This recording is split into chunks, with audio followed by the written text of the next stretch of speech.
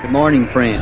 Bonjour et bienvenue sur Brahmi TV officiel, la seule chaîne qui vous aide à devenir plus charismatique, à suivre des émissions religieuses qui parlent de Frère Branham et à magnifier votre vie. J'espère que vous allez bien. C'est votre sœur Myriam Ngoutou dans l'émission La clé pour la porte. Encore une fois, bienvenue sur Brahmi TV officiel. Aujourd'hui, c'est Brahmi TV officiel. Nous allons suivre, nous, les parents et nos enfants ensemble, suivre une vidéo qui est la sœur princesse Branham, la petite fille de Frère Branham, en train d'enseigner aux enfants comment découvrir les versets liés à Frère Branham, aux promesses qui sont liées à Frère Branham. Suivez la vidéo avec notre sœur princesse.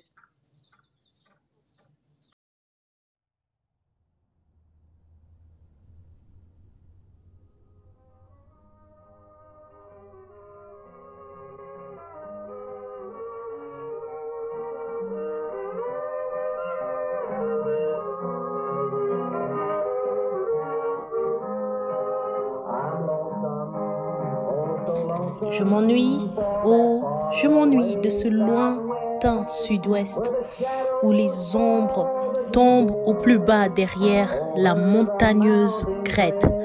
Je vois un coyote aux aguets, tout autour la brume mauve.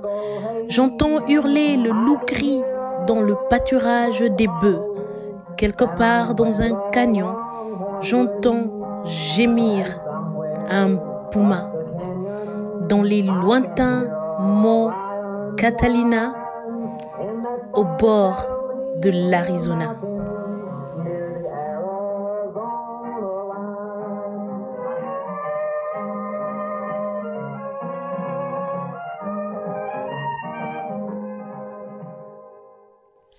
Bonjour, bienvenue à nouveau aux guerriers de la prière de création du monde entier, vous qui nous joignez. C'est un tel honneur et un tel privilège de vous avoir tous ici avec nous. Nous l'apprécions vraiment et nous attendons avec impatience une grande leçon aujourd'hui. Avez-vous apprécié la fabrication de votre porte-journal? Avez-vous réussi à l'installer sur votre bureau comme vous l'aimez chez vous? Eh bien, nous espérons que cela vous inspire toujours à écrire ces lettres du Seigneur et à prendre votre temps pour le faire avec lui et étudier sa parole. Maintenant, quelqu'un pourrait penser qu'il n'est pas important d'écrire ces lettres et se demander pourquoi devrais-je faire cela.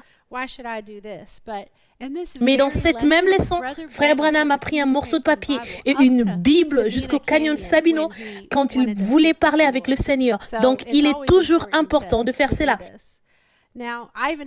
Maintenant, j'ai un petit témoignage sur la préparation de la leçon. J'ai pris au hasard l'un de mes journaux et je l'ai ouvert n'importe où dans le journal et la page sur laquelle je suis allée, la seule note sur la page disait « C'est une citation d'une bande, c'est toujours une montagne ». C'était assez spécial. C'est juste génial de retourner, de regarder et de voir vos notes comme ça. Avez-vous suivi votre lecture quotidienne de la Bible? En êtes-vous sûr? Et vous, à la maison, lisez-vous votre Bible tous les jours? Frère Branham a dit que lire votre Bible vous rapproche de la communion avec le Seigneur. Et je sais que nous voulons tous être plus près de lui. Et je sais que vous appuyez sur Play parce que vous avez tous vos t-shirts de trophée. C'est très beau. C'est génial que vous ayez continué à écouter vos bandes avec quiz. C'est tellement important dans votre marche quotidienne avec le Seigneur. Eh bien, je voudrais dire que c'est un honneur et un privilège pour nous de pouvoir vous parler à tous et de partager ces citations de Frère Branham et de vous enseigner ces petites leçons à tous parce que nous avons l'opportunité d'apprendre sur le plus grand prophète qui ait jamais marché sur la terre. Et nous pouvons voir ces endroits où il est allé et les étudier. Et c'est juste un grand privilège. Et je sais que c'est encore au-dessous de la réalité, mais nous voulons simplement vous exprimer tout notre amour pour la parole, ce message pour Frère Branham et sa vie, et vous encourager tous. Et nous voulons que vous l'aimiez tous comme nous l'aimons aussi. C'est tellement spécial d'étudier ces différents endroits. Vous savez autre chose qui est spéciale aujourd'hui? Eh bien, Frère Branham a dit, lorsque ces choses se sont produites en Arizona, que ce serait toujours la vérité éternelle du Dieu vivant. Si le Seigneur tardait et que ses arrière-petits-enfants naîtraient, et je veux que vous entendiez ce qu'il a dit à ce sujet. Cela a vraiment secoué les rochers de la montagne. Et maintenant, nous découvrons que pendant ce temps, J'ai vu 7 anges dans une forme de pyramide qui ont balayé vers le bas et m'ont élevé. J'ai été amené à l'est pour ouvrir les 7 sceaux pour Dieu. Si vous ne les avez pas, si Jésus tarde et que mes arrière-petits-enfants, les enfants du petit Paul, ce sera toujours la vérité éternelle du Dieu vivant. Eh bien, devinez quoi?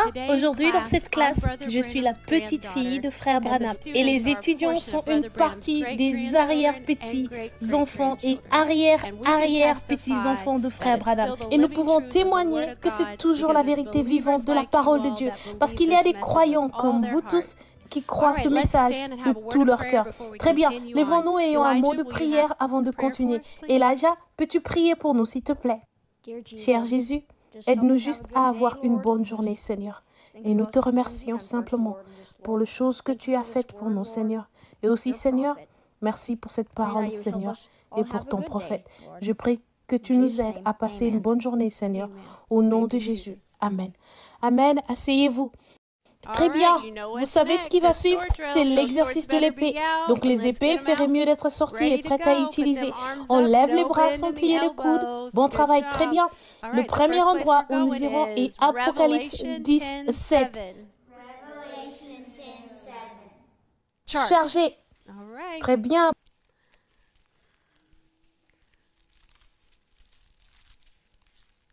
Bon travail. Quand vous le trouvez, levez-vous. Excellent, excellent. Vous, à la maison, n'oubliez pas, vous pouvez aider les plus jeunes qui ne savent peut-être pas encore où elles se trouvent.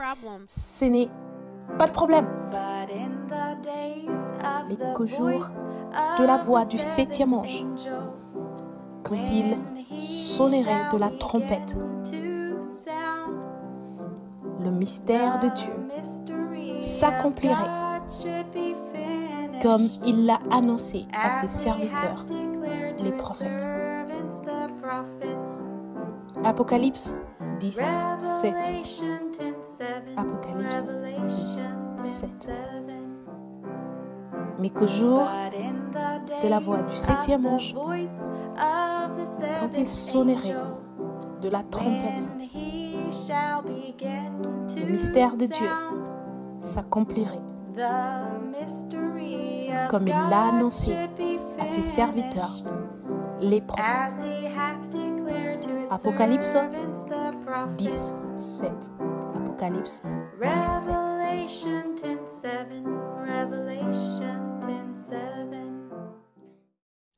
Génial, oui, au jour de la, vous à la maison, je vais vous entendre le dire ensemble avec nous.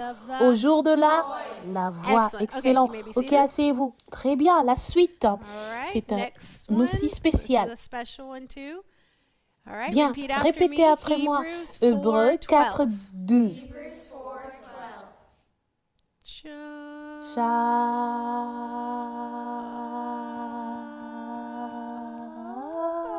Chargez.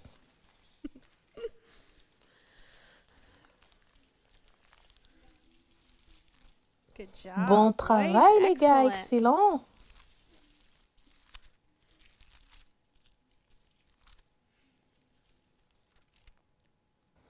Quand vous l'aurez trouvé, levez-vous. Car la parole de Dieu est vivante et efficace, plus tranchante qu'une épée quelconque à 2 tranchants, pénétrante jusqu'à partager âme et esprit, jointure et moelle. Elle juge les sentiments et les pensées du cœur. Hébreux 4, 12.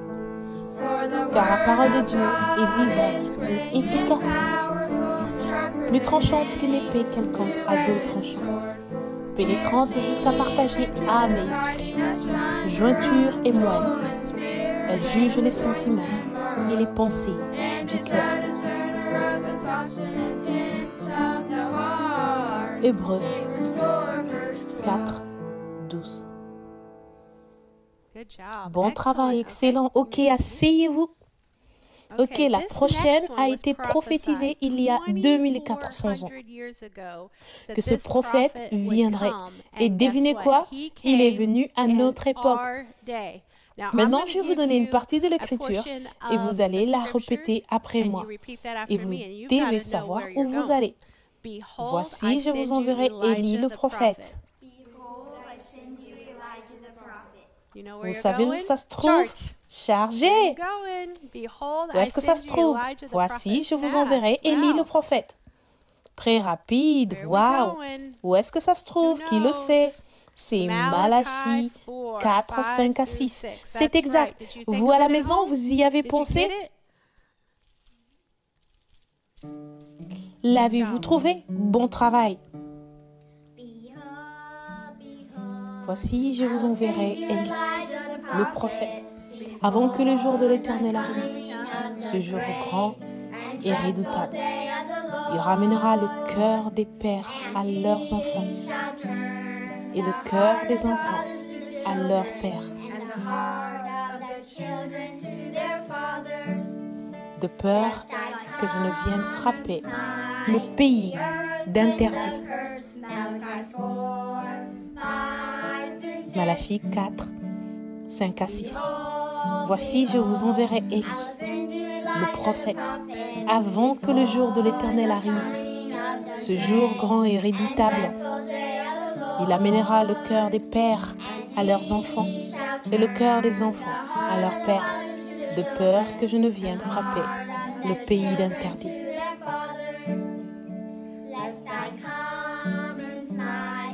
Malachie 4, 5, 6. Ok, asseyez-vous. J'espère que vous l'avez tous mémorisé. Très bien, voyons voir. Notre thème pour cette saison, l'épée en l'air, l'épée en l'air. Nous allons trouver notre nouvelle écriture du prophète. Apocalypse 21, 10. Êtes-vous prêts? Allez-y. Oh, je vous ai eu les gars ce matin. Vous à la maison, je vous ai eu aussi. Chargez. Apocalypse 21, 10. Wow, très rapide.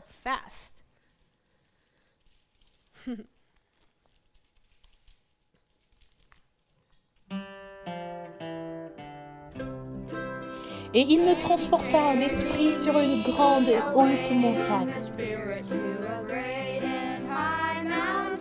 Et il me montra la ville sainte, Jérusalem, qui descendait du ciel de près de Dieu, ayant la gloire de Dieu.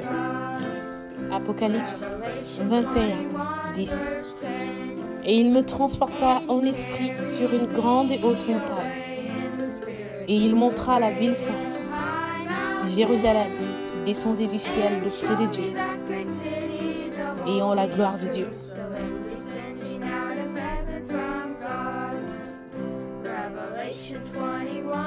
Apocalypse 21, 10. Ok, asseyez-vous. Ok, épée en l'air, épée en l'air. Très bien. Nous allons dans Amos 3, 7. Allez. Je vous ai eu 2 fois. C'est bien. Vous, à la maison, je vous ai aussi eu. Très bien. Prêt? Chargez. Amos 3, 7. Ne vous levez pas avant de l'avoir trouvé. Excellent, excellent.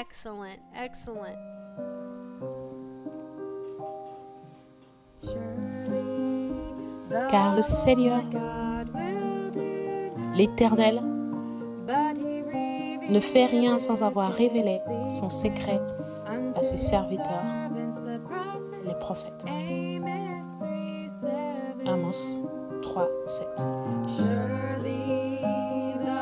Car le Seigneur l'Éternel ne fait rien sans avoir révélé son secret à ses serviteurs, les prophètes. Amos 3, 7. Amos 3, 7. Car le Seigneur l'Éternel ne fait rien sans avoir révélé son secret à ses serviteurs, les prophètes. Amos 3, 7. Parfait, ok, asseyez-vous. Très bien. Nous avons le temps pour un de plus, je pense. Levez les bras, ne pliez pas les coudes.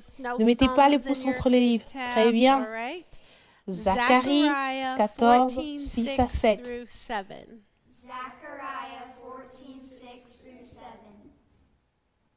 Chargez.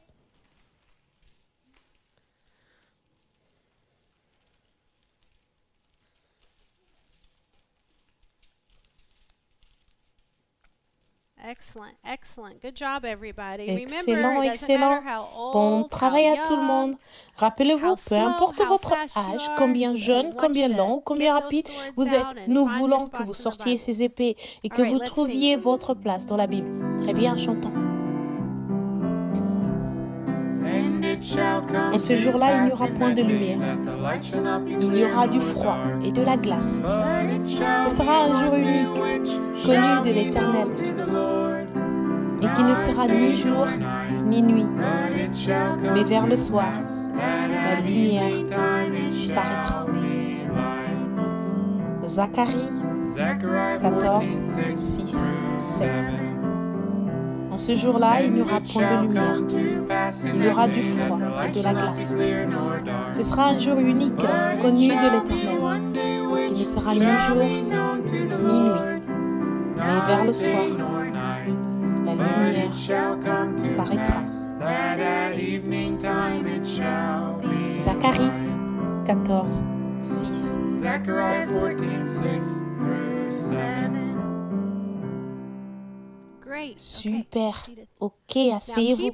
Maintenant, gardez ceci en pensée aujourd'hui pendant que nous allons parler tout au long du cours. Très bien. Vous pouvez poser vos Bibles.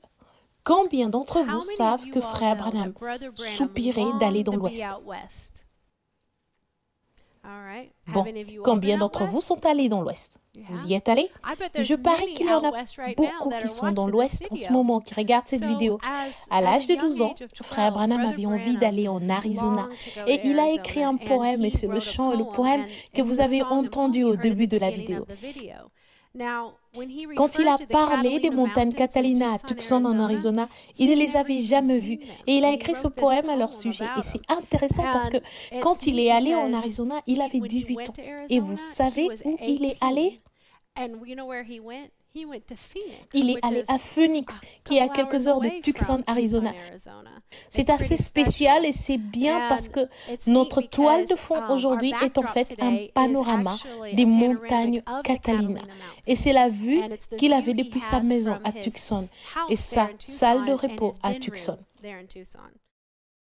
Ainsi, bien que Frère Branham ait été là-bas beaucoup de fois et prêché principalement à Phoenix, ce n'est qu'en décembre 1962 que le Seigneur lui a dit d'aller avec sa famille dans l'Ouest. Mais juste avant cela, à l'automne 1962, Frère Branham et Frère Billy Paul revenaient de la Colombie-Britannique après une partie de chasse. Ils se sont arrêtés à Dillon, Montana pour prendre le petit déjeuner. Et ils mangeaient. Et Frère Branham avait envie d'être un homme du désert et un homme de montagne et de laisser pousser sa barbe et ses cheveux, disait-il. Et il se sentait déprimé. Il voulait juste emmener sa femme là-bas et vivre à la dure et ne plus avoir de soucis. Et en entrant, il y pensait alors qu'il entrait, ce grand homme qui était un vrai montagnard rugueux et barbu et débraillé. Est-ce que quelqu'un se souvient de ce qu'il a fait quand il est entré dans ce petit restaurant? Qui le sait? Joseph, il a éternué. Et quel genre? C'était un gros oh, qu'est-ce que c'était? Hatchoum! Vous pouvez le faire, les gars? Hatchoum! Et tout le monde s'est arrêté. Et personne n'allait lui dire quoi que ce soit. Parce que c'était juste un grand mec. Eh bien, Frère Branham a dit à Frère Billy, je veux être comme cet homme. Et il était assis là, en train de prendre son petit déjeuner. Vous savez, Frère Billy a dit, papa, tu ne veux pas être comme cet homme. Eh bien, ils ont continué à manger leurs crêpes. Et Frère Billy nous a dit combien de crêpes il avait mangé. Quelqu'un se souvient-il? C'était 8. Oui, 8 crêpes. Ça fait beaucoup de crêpes. Quoi qu'il en soit, Ils ont continué leur petit déjeuner et cet homme s'est levé d'une table et c'était un clochard ordinaire. Il portait un grand manteau et son visage était sale, mais il avait le profil exact de Frère Branham. Et il a attiré l'attention de Frère Branham et il a regardé et Frère Billy a dit « Qu'est-ce qui ne va pas, papa ?» Il a dit rien. Ils ont fini leur petit déjeuner, sont remontés dans le camion et ont commencé à descendre la route. Le frère Billy avait encore sommeil après avoir mangé toutes ces crêpes.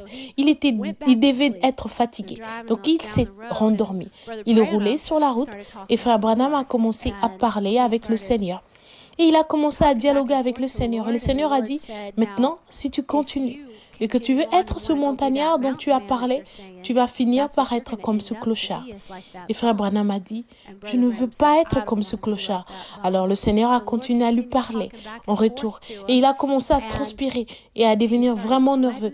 Et il s'est arrêté sur le bord de la route à côté d'un panorama de quelques montagnes. Alors, je sais que vous l'avez entendu. Écoutons Frère Branham parler de ces montagnes.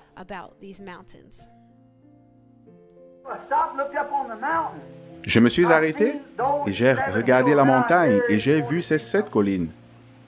Maintenant, ici, si vous voulez voir quelque chose, il y avait 7 pics au sommet d'une montagne. Une seule montagne qui s'étend sur plusieurs kilomètres. La dernière montagne avant d'entrer dans l'autre pays. Pas d'autres montagnes après cela. Et elle s'étendait de l'est à l'ouest, l'ensemble de la montagne. Et elle était recouverte de neige au sommet.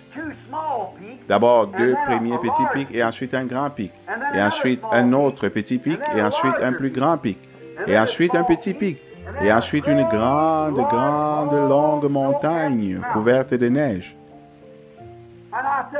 Et j'ai dit, Seigneur, je ne comprends pas ce que cela signifie. Il a dit, combien de pics y a-t-il? J'ai dit, il y en a 7. Combien de lettres y a-t-il dans ton nom? B-R-A-N-H-A-M. M-A-R-R-I-O-N. B-R-A-N-H-A-M. Il y avait 3 pics remarquables. Il a dit, ces 3 pics sont le premier, le deuxième et le troisième pôle. Le premier était la première partie de ton ministère, une petite colline, puis ton premier pôle assez élevé. Vous savez, le signe dans la main, puis il y a eu un petit intervalle, le temps où j'ai été retiré parce que j'étais trop fatigué, beaucoup d'entre vous s'en souviennent. Et puis vint le discernement, le deuxième pôle. Maintenant, j'ai eu un autre, environ quelques années ici, juste des sortes de petits pics, vous voyez, de retour, comme si mon ministère n'y était pas encore. Et puis vint le troisième. 3 est un nombre d'achèvement, vous voyez, le troisième. Le pic suivant était 5. Le nombre de la grâce. Et le pic suivant était 7. Le nombre de la chèvre, de la perfection, la fin. Tu travailleras 6 jours, le 7e est le sabbat. La fin de la semaine, la fin du temps, vous voyez. Je me suis arrêté. Je l'ai montré à Billy. Je les ai regardés. Il a dit que cela reste ainsi. S'il y a un doute dans ton esprit, souviens-toi de cet endroit. Reviens ici.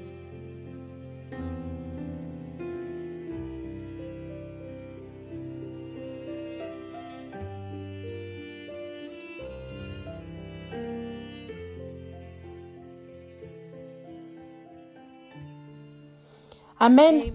Nous avons donc ce signe éternel aujourd'hui encore sur cette chaîne de montagnes connue sous le nom des pics Branham. D'abord, nous avons étudié la montagne Hurricane et les pics Coral jusqu'à présent cette saison. Qu'est-ce que ces 2 choses, ces 2 expériences ont-elles en commun? Qui le sait? Et là? Oui, ils ont tous les 2 eu une tempête. Ok, qu'ont-ils d'autres en commun? Qui sait? Gabriel, correct. C'était tous les 2 des voyages de chasse. Et il y a quelque chose d'autre, Joseph? Oui, pendant son anniversaire. Son anniversaire à lui et Sœur Branham. Et devinez quoi d'autre? Il y a quelqu'un qui est toujours avec nous aujourd'hui qui était à ces 2 expériences au sommet de montagne. Qui s'en souvient? Vous, à la maison, les savez-vous? Ok. Elijah, c'est exact. Frère Billy Paul, c'est ça, ok. Avant de déménager à Tucson, frère Branham a eu une vision d'un pieu planté dans la cour. Une voix me dit, quand ceci arrivera, alors va à l'ouest. Il a également eu la vision d'une grande explosion qui s'est produite à 64 km au nord-est de Tucson. Aujourd'hui, notre voyage nous emmène vers l'ouest, dans certaines de ces montagnes de l'Arizona. Le premier arrêt est le canyon Sabino, dans les montagnes de Santa Catalina, à Tucson, Arizona. Maintenant, cette explosion était si grande qu'il pensait que personne ne pourrait survivre à ce genre d'explosion. Et une fois en Arizona, environ un mois plus tard, Frère Branham a dit à Sœur Meda qu'il allait au canyon Sabino parce que le Seigneur l'avait appelé ce matin-là pour prier. Il était tellement perturbé par cette explosion dont il pensait que personne ne pouvait y survivre. Et il a dit à Sœur Meda, « Je ne sais pas si je reviendrai, mais je dois aller prier. » Et elle a dit, « Bill, où vas-tu » Et il a dit, « Je ne sais pas, mais je te le dirai quand je reviendrai. » C'est assez spécial. Alors il a dit qu'il a emmené sa tablette et sa Bible là-haut pour prier. On dirait que quelqu'un allait avoir un moment de tranquillité, n'est-ce pas? Eh bien, il était désespéré et il avait besoin d'avoir un message venant du Seigneur. Donc il était là-haut dans le Sabino Canyon, à ce que nous appelons Paul Pit Rock, le rocher sous forme de chair. Et ceci, une réplique de ce à quoi il ressemble pour ceux qui n'y ont jamais été. Et il s'était né là, priant, les bras en l'air, et il demandait désespérément au Seigneur ce que cela signifie.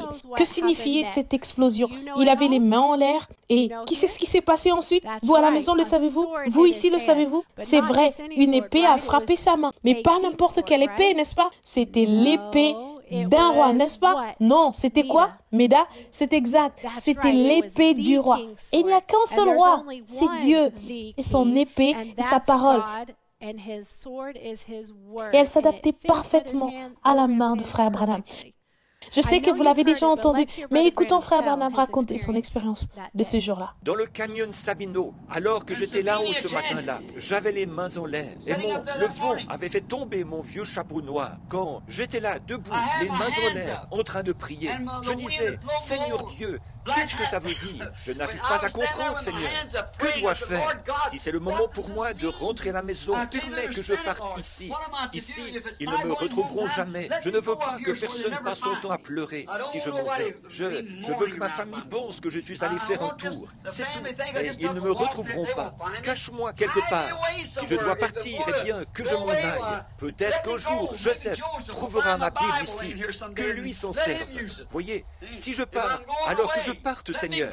J'avais les mains levées et tout à coup, quelque chose m'est arrivé dans la main. Je ne sais pas.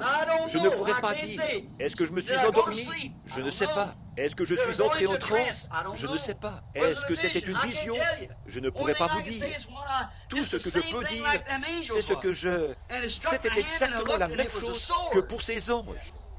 Donc, cela m'est arrivé dans la main. J'ai regardé, et c'était une épée. Les poignets étaient de nacre. C'était très joli. Et la garde autour était dorée. La lame semblait être comme en chrome ou en argent, mais très brillante. Et elle était tellement tranchante, taillée en biseau. Oh là là! Et je pensais, comme c'est joli ça. Elle s'adaptait juste bien à ma main. Je me suis dit, c'est vraiment joli. Mais j'ai dit, hé, j'ai toujours peur de ces choses-là, une épée. Je me suis dit, qu'est-ce que je veux faire avec ça? Et juste à ce moment-là, une voix a retenti à travers le lieu. Les rochers en ont été secoués. Elle a dit, c'est l'épée du roi. Et alors, je suis revenu à moi. Amen. Frère Branham est monté sur cette montagne en pensant que c'était la fin de sa vie. Mais il est redescendu avec une nouvelle commission. C'était d'apporter le 3e pull de son ministère.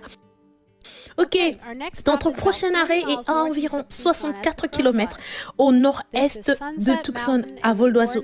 C'est la montagne Sunset dans la forêt de Coronado. Combien d'entre vous ont vu la photo de Frère Branham avec son fils, Frère Joseph? En fait, c'est mon papa et ces photos ont été prises le 19 mai 1965, le jour de son 10e anniversaire. Frère Branham lui a dit où il voulait qu'il soit sur la photo et lui a dit de lever la main pour une des photos.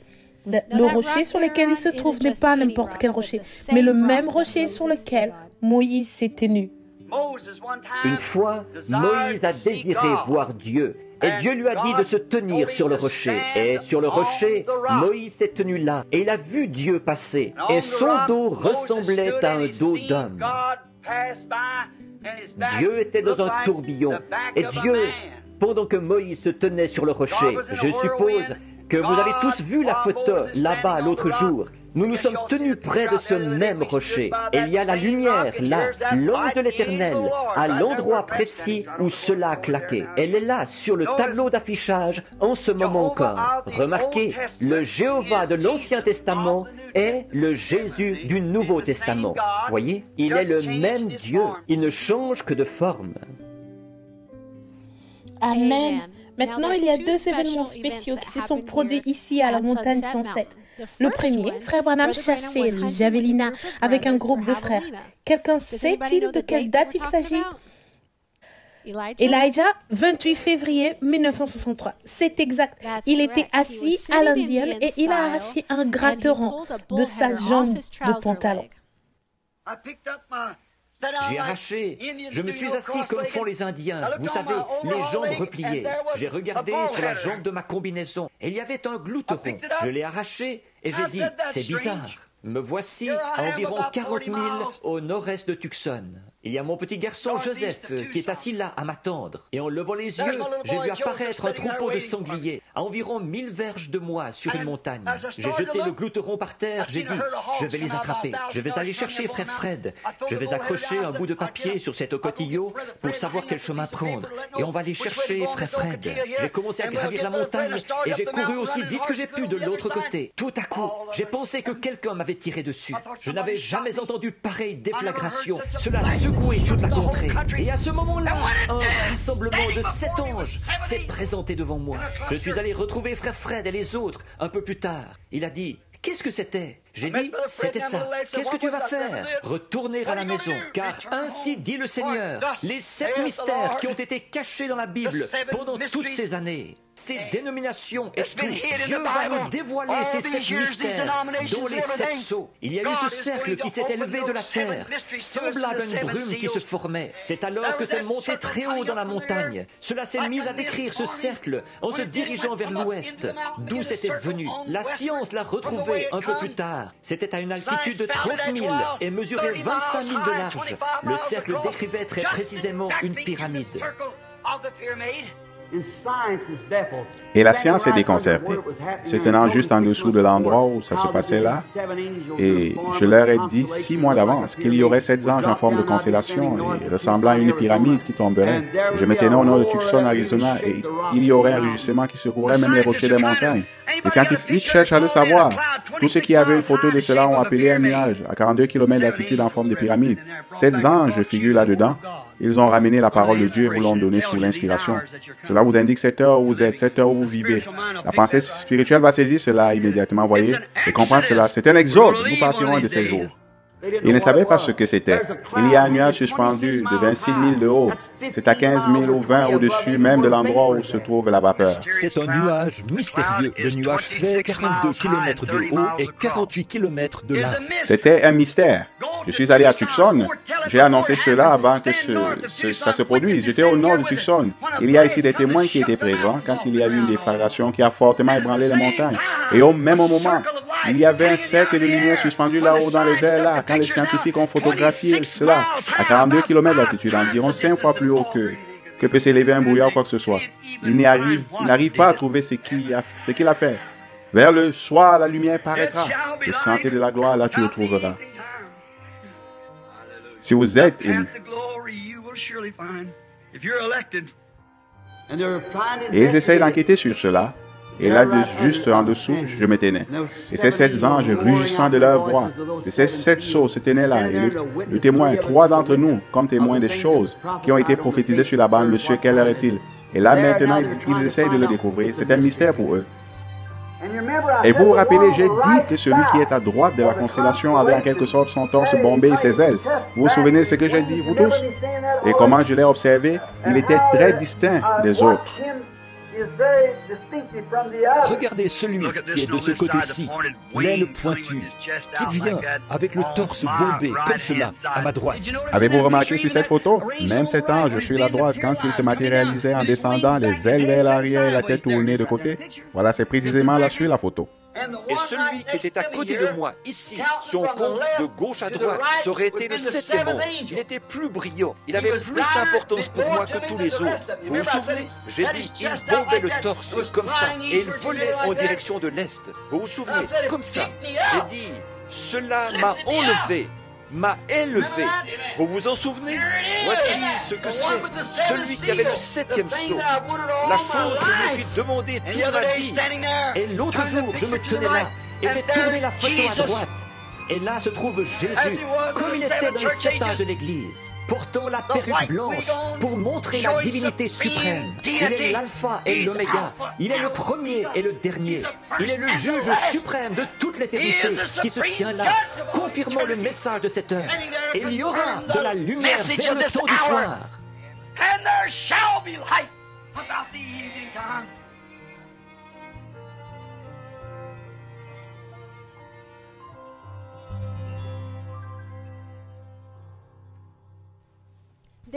Puis frère Branham est revenu à Jeffersonville et nous a révélé les 7 sceaux. Nous sommes venus ce soir, Père, pour étudier ensemble ta parole. Ces grands mystères cachés qui ont été cachés depuis la fondation du monde. Et l'agneau est le seul à pouvoir nous les révéler. Je prie qu'il vienne au milieu de nous ce soir, qu'il prenne de sa parole et nous la révèle, pour que nous sachions comment être de meilleurs serviteurs pour lui en ces temps de la fin. Un an plus tard, de retour à Sunset Mountain, le 25 mars 1964, un autre grand événement a eu lieu. Sunset Mountain, situé à 64 km au nord-est de Tucson, Arizona. Frère Branham et plusieurs frères chassaient le sanglier javelina dans les montagnes isolées et accidentées de l'Arizona. Ce jour-là, Dieu allait déclarer que le jugement allait bientôt frapper la côte ouest. Nous étions plusieurs au camp ce jour-là.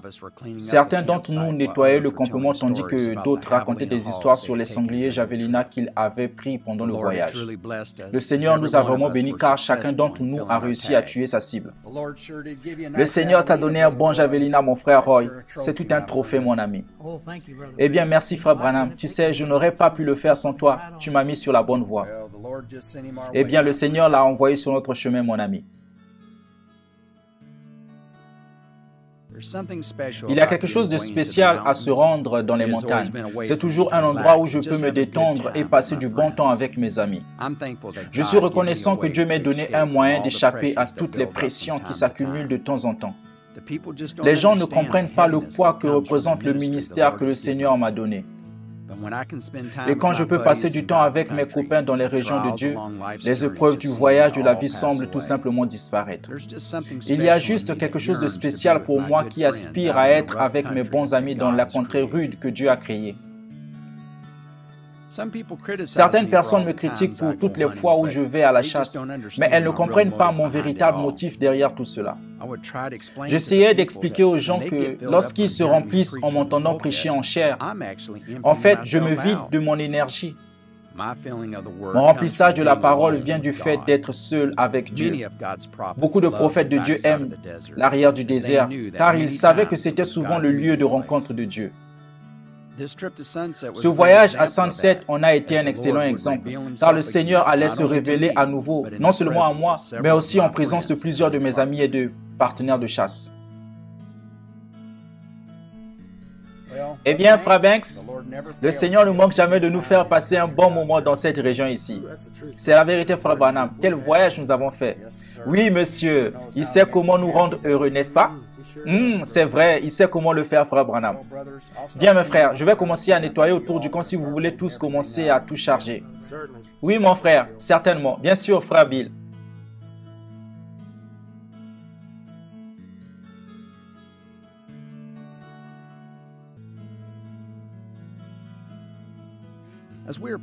Alors que nous emballions tout et nous préparons à quitter le camp, j'anticipais le fait que quelque chose allait bientôt se produire. Juste un jour avant cela, je marchais à travers la région accidentée avec mon bon ami le frère Banks Woods. Et le Seigneur m'a arrêté et m'a dit de lancer une pierre en l'air. Alors j'ai pris une pierre, je l'ai lancée en l'air et j'ai dit, ainsi dit le Seigneur, quelque chose va se passer. Frère Banks a dit, qu'est-ce que c'est, frère Branham? J'ai dit, je ne sais pas, mais dans les 24 heures, vous verrez quelque chose va se produire. C'est un grand signe. Il était environ 10 heures le jour suivant et j'attendais juste qu'il me montre ce que le signe signifiait. Il n'a jamais manqué d'honorer sa parole et je savais qu'il n'allait pas faillir cette fois.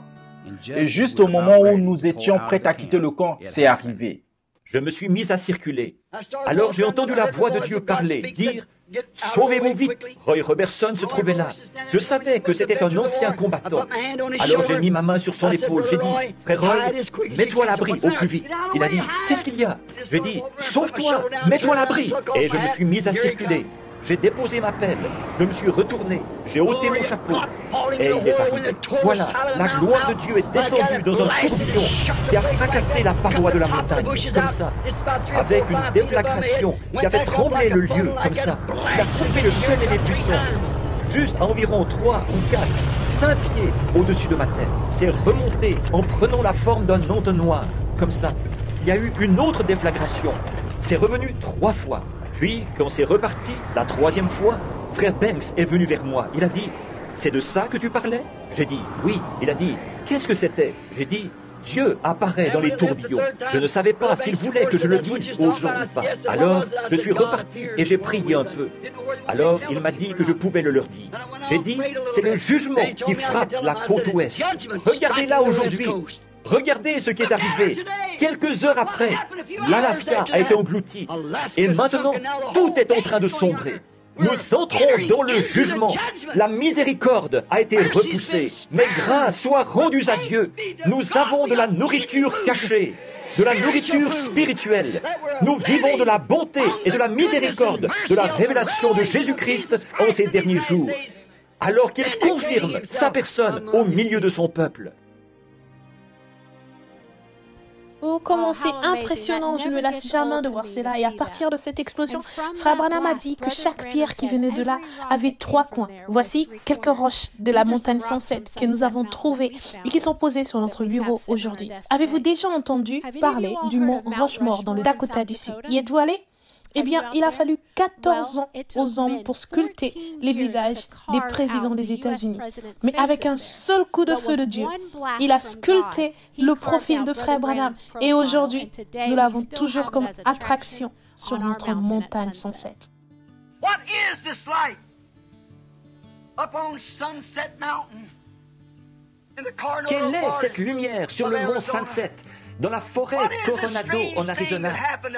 Quelle est cette chose étrange qui est arrivée là-haut, qui a fait que des gens sont venus de l'Est et de l'Ouest en voiture, ramasser des pierres qui se sont retrouvées près de l'endroit où cela a frappé? Et chacune de ces pierres, là où cela l'a arraché, elle a 3 angles. Elles ont été posées sur des bureaux, posées comme presse-papier, partout dans le pays. Quelle est cette chose étrange sur le mont Sunset, dans la forêt Coronado? Nous savons tous que le Christ est mort sur la croix pour nous. Même un chrétien de nom le sait. Mais combien plus encore nous a-t-il révélé à nous, ce petit groupe de personnes, ces mystères qui ont été cachés depuis la fondation du monde? C'est si excitant de savoir toutes ces choses. Ok, notre prochain événement en Arizona s'est produit dans les montagnes Catalina. Et c'était si bien qu'ils ont renvoyé les enfants de l'école pour aller le regarder. Écoutons frère Branham nous raconter tout cela. Quelque chose m'a dit, va là-bas sur la montagne et je te parlerai. Pendant que j'étais là-haut sur la montagne, je ne savais pas qu'en bas, à Tucson, ils voyaient cela. Mais même les professeurs ont fait sortir les enfants de ma petite fille et les autres de leur classe. Et ils disaient, regardez là-bas sur la montagne, il y a un nuage couleur d'ambre comme du feu qui monte dans les airs et redescend, qui monte dans les airs et redescend. Madame Evans, êtes-vous ici? Ronnie, es-tu ici? En revenant, je suis passé à la station-service. Ce jeune homme était au poste d'essence, le poste d'essence des Evans là-bas. Je ne savais pas ce que ce garçon allait dire. Et voilà qu'il m'a pris par surprise. Il a dit, frère Branham, vous étiez sur la montagne là-bas, n'est-ce pas? J'ai dit, Qu'est-ce que tu veux dire, Ronnie? Non. Vous voyez, pour voir sa réaction. Bien des fois, quand il arrive des choses, on ne le dit pas aux gens. Ça devient... Ce qu'il y a, c'est que vous voyez tant de choses arriver que ça devient quelque chose de banal pour vous. Vous voyez, je n'en parle tout simplement pas aux gens. J'ai dit, Ronnie, qu'est-ce que tu... Il a dit, je peux vous montrer l'endroit exact où vous vous trouviez. Il a dit, j'ai appelé maman et on est resté là à observer ce nuage là-bas qui montait et descendait. J'ai dit, ça ne peut être que frère Branham qui est là-haut quelque part. C'est Dieu qui est en train de lui parler. Et les gens de toute la ville l'ont regardé. C'était une journée claire. Il n'y avait aucun nuage nulle part. Et ce gros nuage couleur d'ambre qui était là, qui descendait comme un entonnoir et qui remontait en s'évasant. Amen. Et ensuite, il nous a révélé le mariage et le divorce. Bonjour à mon auditoire visible et à mon auditoire invisible qui est en ligne avec nous ce matin d'un bout à l'autre du pays. C'est un grand privilège pour moi de venir ici et de parler de ce sujet vital ce matin.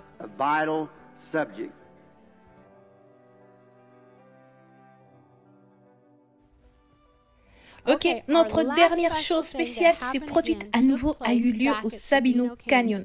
Les mots « aigle » ont été réellement écrits en quart blanc dans la roche. Waouh, tant des choses existantes et merveilleuses se produisent dans ces montagnes de l'Arizona. Écoutons frère Branham nous en parler.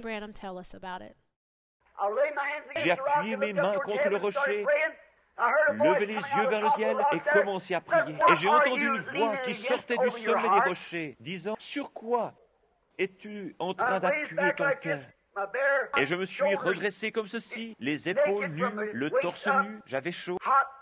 J'ai regardé derrière moi, et là, dans le couloir, dans la pierre, c'était écrit « White Eagle », aigle blanc. C'est exactement ainsi que viendrait, d'après la vision, le prochain message. J'étais si excité que j'ai couru à la maison. J'ai pris un appareil photo, je suis revenu le lendemain, et j'ai pris une photo de cela.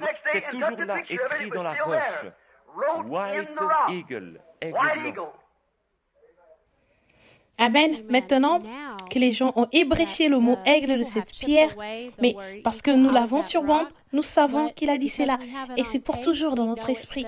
Et nous allons toujours le croire parce qu'il l'a dit sur la bande. Comme c'est spécial que nous soyons en train d'écouter les 7 sauts au Branham Tabernacle en ce moment même, avant même que nous sachions que ce cours était programmé. La signification même de l'Arizona, de la montagne Sunset et de la nuée était que frère Branham reviendrait et nous révélerait les 7 sauts. Et c'est ce que nous étudions en ce moment. Et le Seigneur nous a prédestinés à étudier ceci. Et ces montagnes, en ce moment, il n'y a aucun doute. L'occasion qui nous a été donnée de faire cela est très spéciale.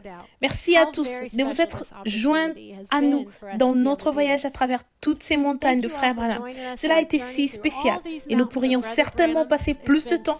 Et il y a tant de choses dont nous pourrions parler, tant de citations et essayer de les exprimer. Mais nous ne pouvons pas. Nous ne pouvons même pas mettre une goutte dans le seau de tout cela. Mais vous pouvez tous continuer votre étude en utilisant l'application, la table, et en appuyant sur Play, et en écoutant, et en trouvant différents endroits où frère Branham a parlé de toutes ces choses spéciales. Je suis sûre que vous avez probablement remarqué que lorsque vous écoutez Lifeline Radio, vous avez l'impression qu'il parle tout le temps du Colorado et des pics de corail. J'ai l'impression de l'entendre tout le temps. Eh bien, peut-être que vous en entendrez plus sur ces événements aussi maintenant que vous écoutez, et quand vous écouterez les bandes aussi. J'aime les montagnes et je pense qu'au cours du millénium, j'aimerais passer quelques millions d'années à errer dans les montagnes et à regarder autour de moi. J'aime ça. Nous retournons très haut dans la montagne. Et c'est là que j'ai une petite conférence privée. Chaque fois que je monte avec le Seigneur, il me montre toujours quelque chose ou m'attire près de lui quand je m'éloigne de tout. Oh, it's just so godly to be up there. Oh, that's my cathedral up there where I talk to him and then come down here and talk to you, see. Je n'y vais pas chasser. Je monte là où je pose mon fusil contre un arbre et je m'agenouille au sommet de la montagne. Là, je vois Jéhovah.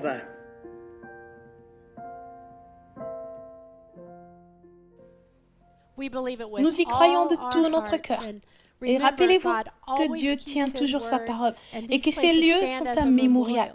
Dieu utilise toujours les montagnes pour attirer son peuple et nous sommes ce peuple. Maintenant que la leçon est terminée, il est temps pour vous de faire votre projet. C'est juste un autre outil pour vous permettre de continuer à faire le journaling et d'étudier la parole. Que cela vous rappelle toujours que c'est toujours la vérité éternelle du Dieu vivant et que nous y croyons. Louez le Seigneur, que Dieu vous bénisse, Dios le bendiga, jusqu'à ce que nous nous rencontrions à nouveau.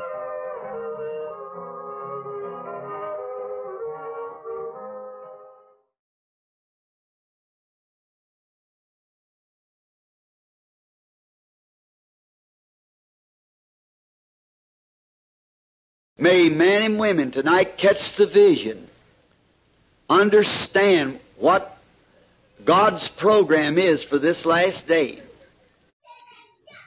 C'est par ici que nous mettons un terme à notre édition de Brahmi TV officielle. Grand merci à vous tous qui nous avez suivis de partout en République démocratique du Congo et partout dans le monde. Nous disons un big bonjour au couple, la dose adulte.